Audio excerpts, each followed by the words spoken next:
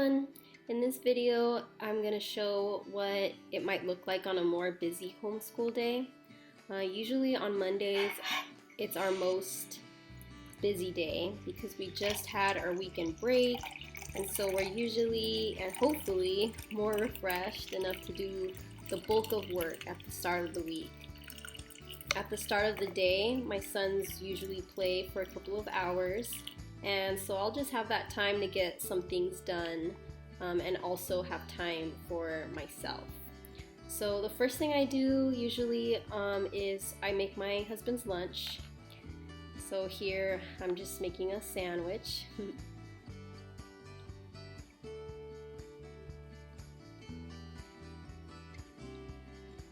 And after he leaves, I'll do some other things. So on this particular day, I did some laundry and I was washing my bedding.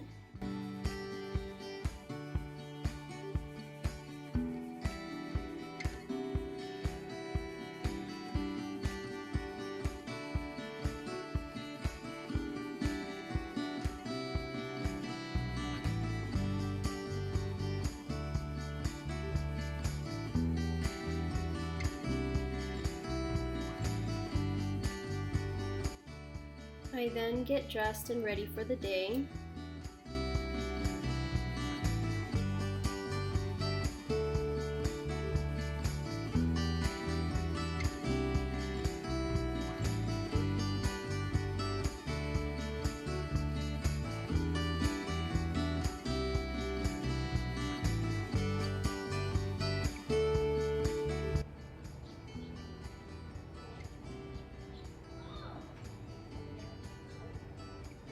And this is always important for me.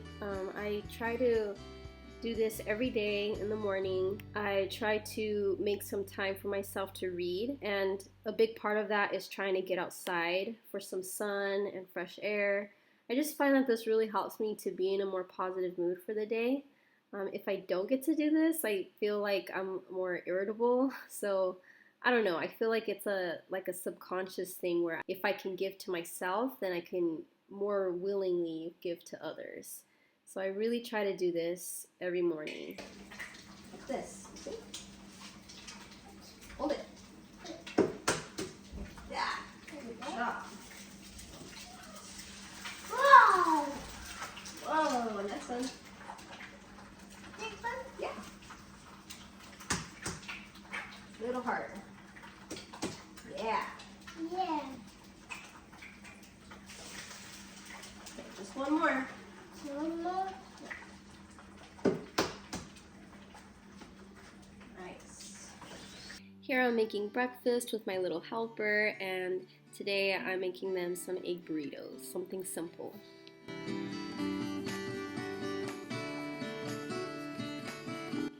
After they're done eating, we'll get started with homeschool. Usually when I do a video like this, I skip a lot of what we do during homeschool because I want to get the video going along, but this time I do share a lot more of what we do. I still don't show everything because it would be like over an hour long, but I do try to record quite a bit of what we do. So the first thing that we do is history, and it is a lot of reading. We read the textbook on Mondays, but you'll see here that my son will do some map work and a crossword puzzle while I read. And then sometimes we'll go back and forth from that, and then he'll read with me. So that's what you're gonna see here. So they want you to put the cities. Here we come. I'm trying to make a house. You're trying to make a house? Yeah. All right, you got this, Keaton. You got I this. want one banana house. It says to label the cities Novgorod and Kiev. So where these two dots are, you're gonna have to pinpoint Novgorod and Kiev. Can you please let him be in that video? So easy.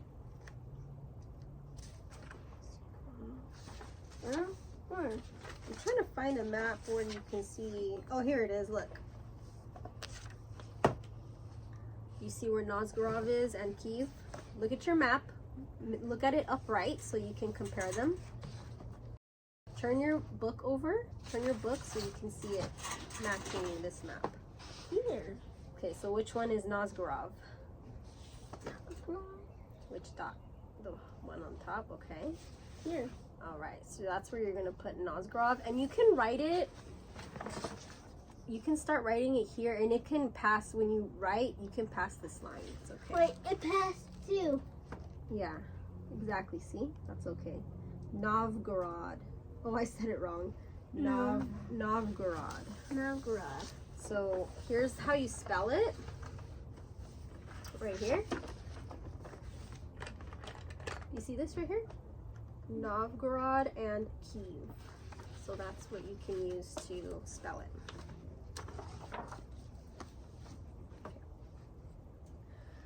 So even though we spent so much time in Europe, we've really never been to this area in Europe. That's right. Not even the Roman Empire stretched into Eastern Europe. Tribes like the Huns who attacked Rome lived in Eastern Europe. There were lots of migrations in the early medieval period. So since the fall of Rome, a new group of people has started living in Eastern Europe. They are called Slavs. Can you say Slavs? Slavs. It might be Slavs. Slavs.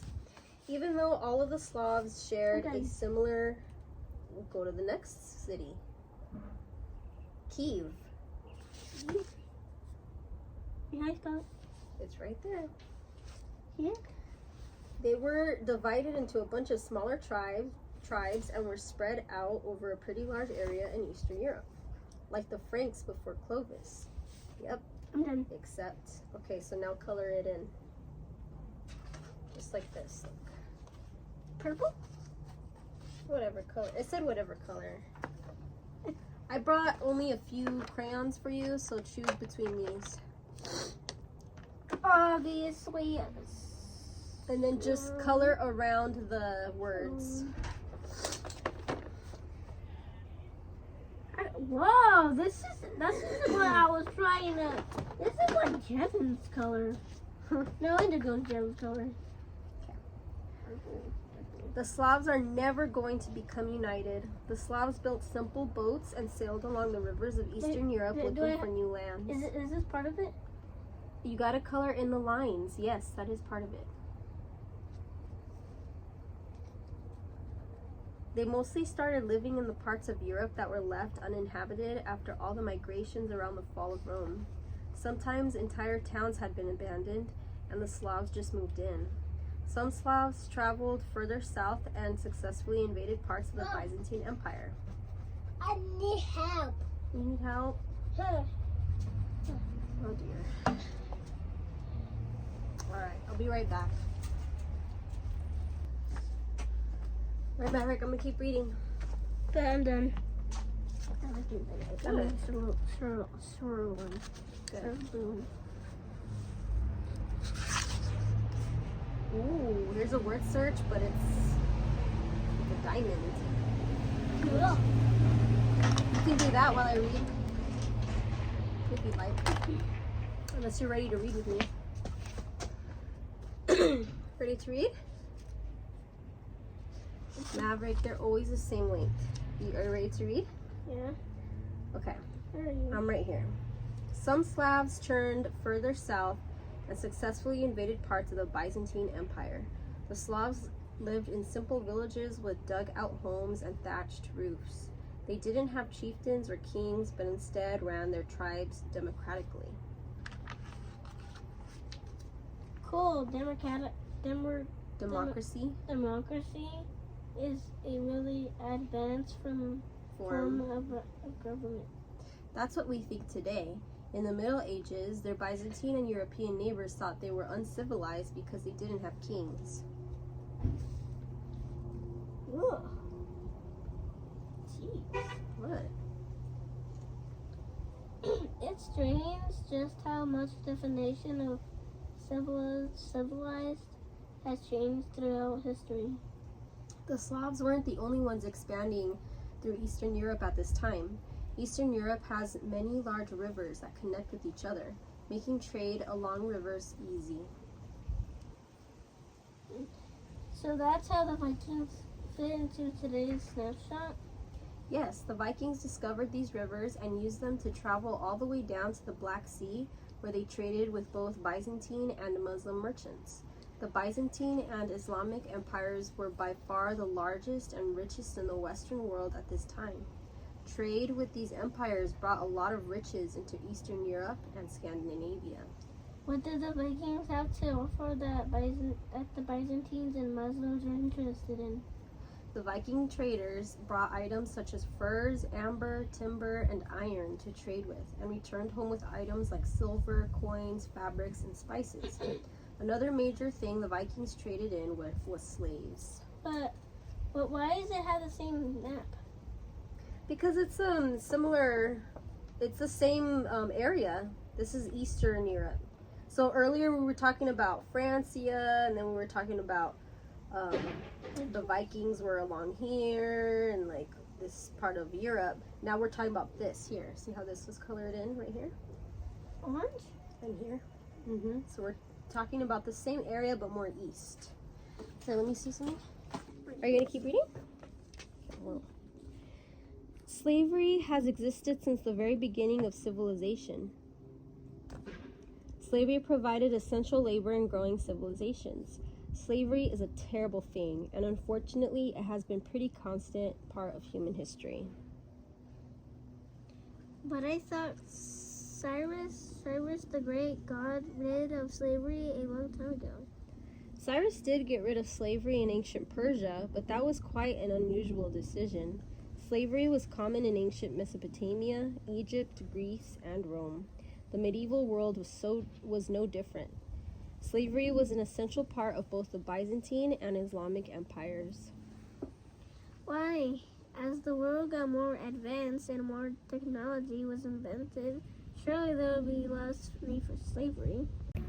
Did you say Rurik? Yeah, Rurik. Rurik are Rurid's kids. Rurik's son, Oleg, went on to conquer Kyiv. Wait, is this the first time you said that? Yeah. Yeah? Yeah. Oh! He made Kyiv his capital, and his kingdom was now called Kievan Rus. Kievan Rus was a very important trading partner for the Byzantine Empire. The close relationship they built... Oh, I can't believe I understand it so fast. We are getting into our first chapter of multiplication and division. And I'm literally done. Well, I just have one more. And he's doing great so far. Yay! Here for that. Hooray! I was like 6, 7, 8, 9, 10. 8, 12. No. 4, 8, 12, 16, 16 plus 4, 20. 20 plus 4, 40, 24.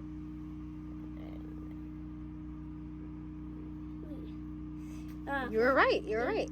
You're at 24. 16, 24 and 28 and 32 and 36 and 40. 40. Yeah. See, I got it. I Wow. did 10 fours. 10 fours. Or is it backwards? You can... Okay, 5, 10, 15, 20. 20. That's right.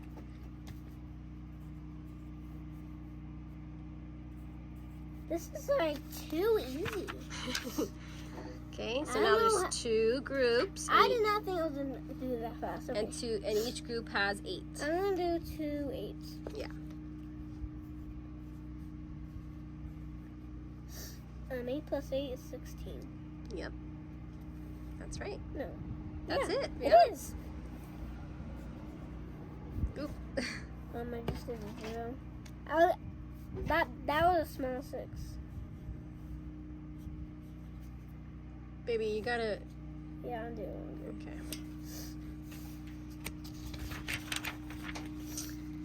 it. All right. Multiply. Oh, this is easy. I'm gonna do 4s. Okay.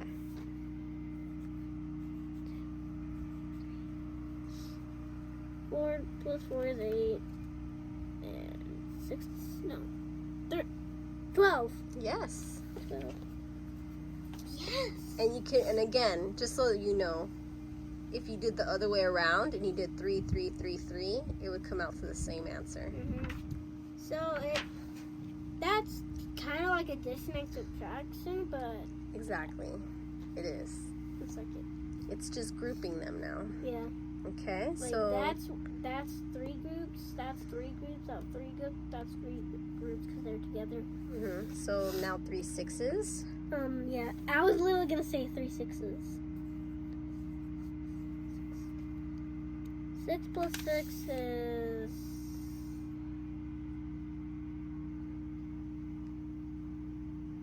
12. 12 plus 6 is 18. That's right.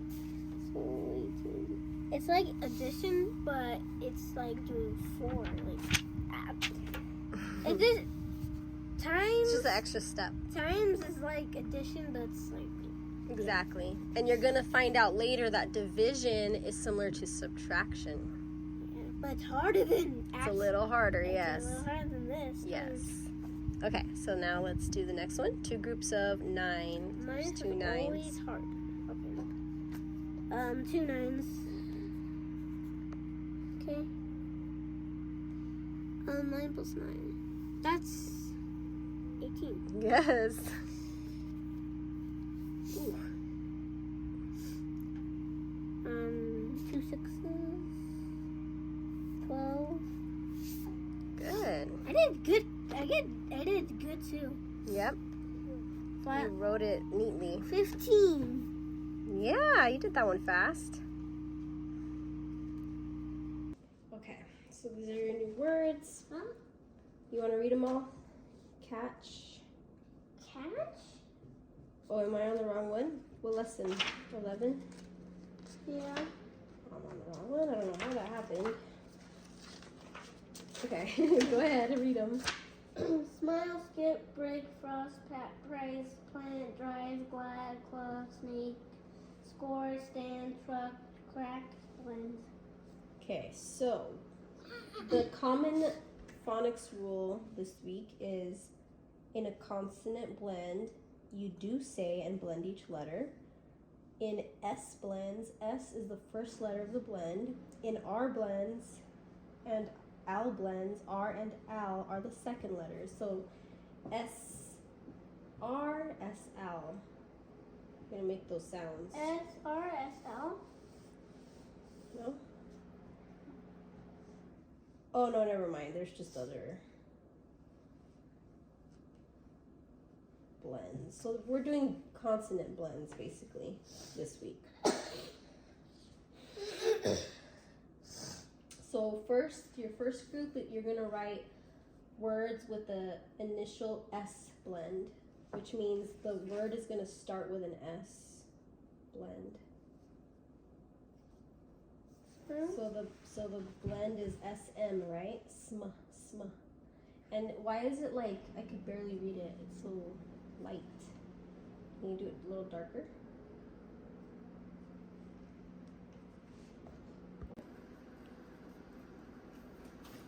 See? Very good.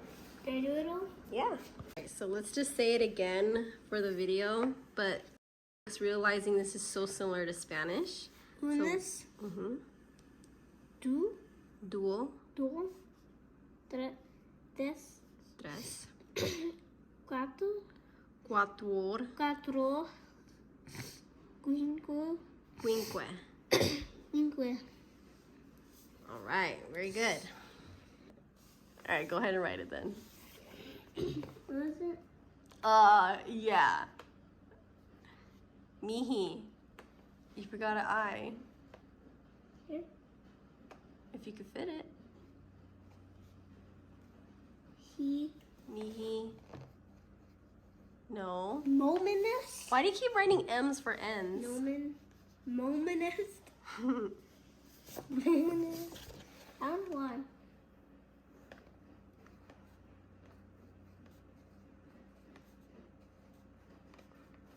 Okay. What do you call a group of your playmates? Friends? Amigo.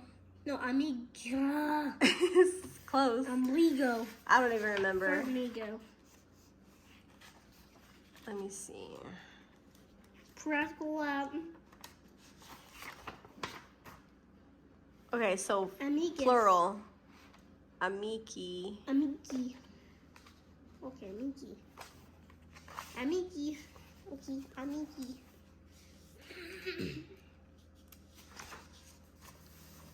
So A. Mm-hmm. M. Yeah.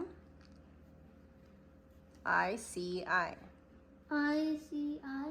That looks like an L. You need to do your C's curved, like round. My C. Yeah, your C looks like straight. Looks like an L. Okay. Amiki. Is that it? Mm-hmm. Okay, how do you say hello, students? Disculpe? Woo! Students is discipule or something. Disculpe. How do you say hello? That was one of the first ones you learned. Disculpeles. Okay, first let's look at hello. Do you remember how to say hello? No. Isn't it amiste? Salve. Salve. Salve, disculpeles. Okay, but since it's multiple people, it's salvete. Salvete. So do you see how I spell it? Disculpeles. Yeah. Salvete. So Salvete. write salvete. A-T. Marek, it's not sla, it's salvete. That's funny. Is the A supposed to be first? Yes. And then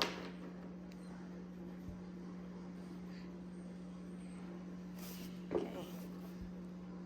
so And then V, B E E, E T, E. T E. Okay. Okay, So now let's look for students.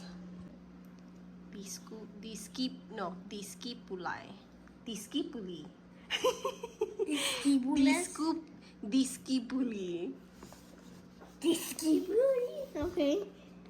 D-I-S-C. D-I-S-C. I-P. I-P. Discipulu. U. L-I. L-I. What is the opposite of stand up? We just learned it. Sit down. How do you say sit down? Wow. Sedete. Sedate. Sedete. Let's just write it. It's all about You know how to spell it? Are you looking at it? S-E-D-E-T-E. Okay. Sedete. S-E-D-E-T. All right, now let's just translate these numbers. What is quinque? 5. Yep. Good job. Duo? 2. Yes. This 2? Mm-hmm. Okay. Tres. 3. Yep.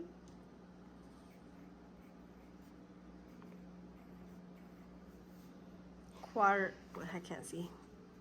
Quattor. 4. Mm-hmm. 5, 2, 3. It's out of order. Because they're trying to test you. 1. And unos. Unos. 1. Mm-hmm. Good job, man. I did school. I did school. I did school. So I didn't record us doing grammar and writing. I think I was just kind of like, I was going back and forth between trying to help my son with his schoolwork and then trying to put my toddler to sleep for a nap. So I was like running back and forth and I just didn't record it, but he was kind of doing it on his own because it was like a simple workbook. Well, this is not the page he did. I did the page before, but you know, stuff like this. And then the other one was filling in the sentences with strong verbs. so that's what he did. I'm just showing that that's what we did for the day. But we're done with school now. He finished Latin, and so now the toddler's asleep, and now he is doing his screen time for a little bit. Hey everyone, so it's the next day. I just stopped recording altogether yesterday, but I just wanted to close that video out. I did get my hair cut. I got bangs, and my hair is a lot shorter now. It's like up to here. So it's in a ponytail right now because it's just, I woke up with it like messy. You could probably tell even how it is now. But yay, I'm so excited for my haircut. And so yeah, that's gonna be it for this video. So I will see you in my next one. Thank you for watching. Bye.